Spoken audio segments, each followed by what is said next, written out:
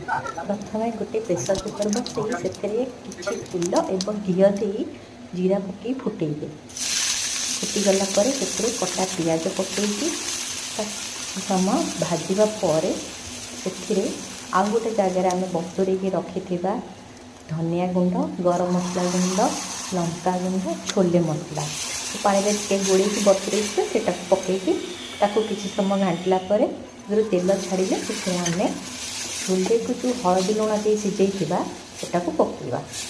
पकईकि किसी समय पर से लुण टिके बालांस करने टेस्ट को टिके चीनी पकईकि गोलेदवा। तापर से किसी टमाटो सॉस किंबा केचप टमाटो केचप जो थी पकेबे पकईकि गोलेकी किसी गरम पानी दबा। गरम पानी दे प्रेसर कुकर ढक्कन बंद करके 2 ରୁ 3 सीटी हवा को छाड़देवा। 2 ରୁ 3 सीटी है आपणकर छोले रेडी। करने को बहुत कम समय आ खाइबा को बहुत टेस्ट।